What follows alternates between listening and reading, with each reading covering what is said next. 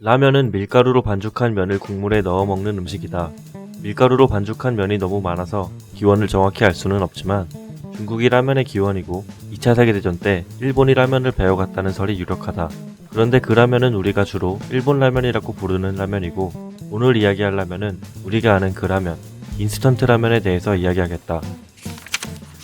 2차 세계대전 이후 대만계 일본인 안도 모모후쿠가 발명한 것으로 알려진 인스턴트 라면은 요조식품에서 1958년에 최초로 판매를 시작했고, 우리나라에서는 그로부터 5년 뒤인 1963년에 삼양에서 라면을 판매하기 시작했다.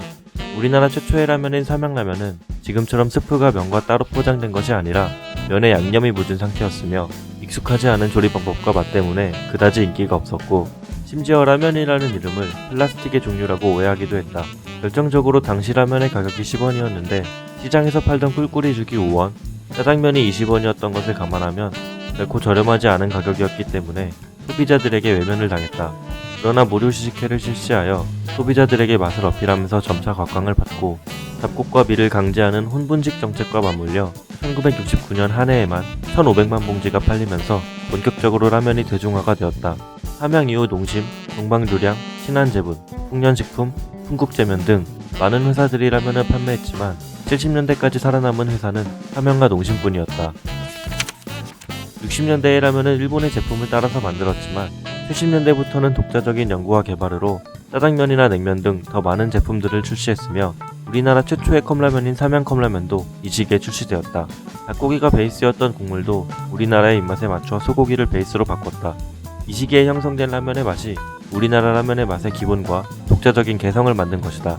80년대부터는 빙그레와 오뚜기도 라면 사업에 뛰어들어 다시 업계의 치열한 경쟁이 시작된다. 특히 농심의 경우 이때 출시된 제품들 중에 유명한 제품들이 상당히 많고 70년대까지 20%를 차지하던 라면 시장 점유율도 과반을 넘겼다.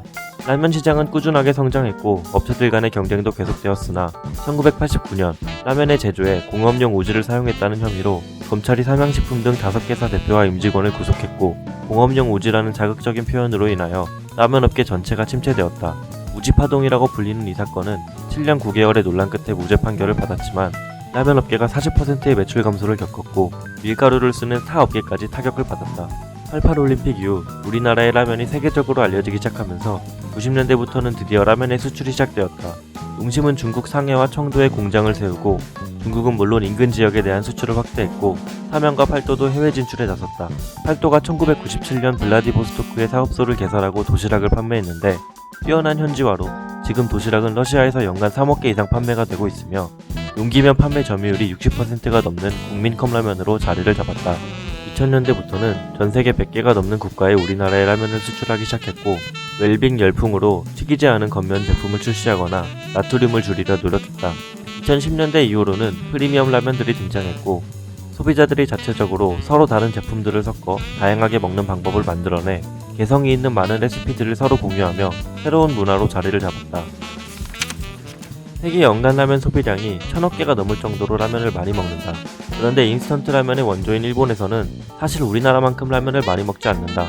우리나라가 1인당 연간 평균 75개의 라면을 소비하는 데 비해 일본은 43개만 소비한다. 이는 인스턴트가 아닌 일반 라면을 많이 먹기 때문이라는 이야기도 있다. 1인당 라면 소비량은 우리가 1등이지만 라면 소비량은 중국이 1등이다. 그 뒤로 2등이 인도네시아, 3등이 일본, 4등이 베트남, 5위가 인도로 확실히 동양의 소비가 많은 것을 알 수 있다.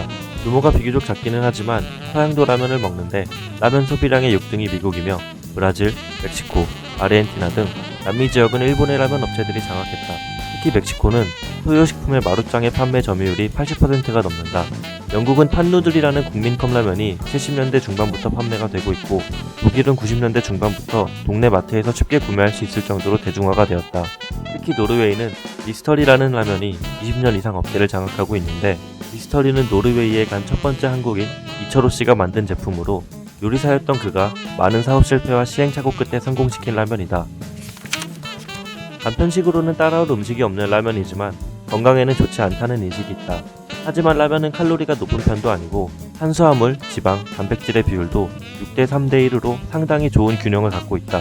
또한 미량의 비타민이 함유되어 있을 뿐 아니라 제품에 따라 칼슘이 있는 라면들도 있다. 특히 라면의 다양한 조리법은 라면에 부족할 수 있는 영양분을 보충하기 용이하다. 물론 라면의 높은 나트륨 함유량은 문제가 될 수밖에 없다.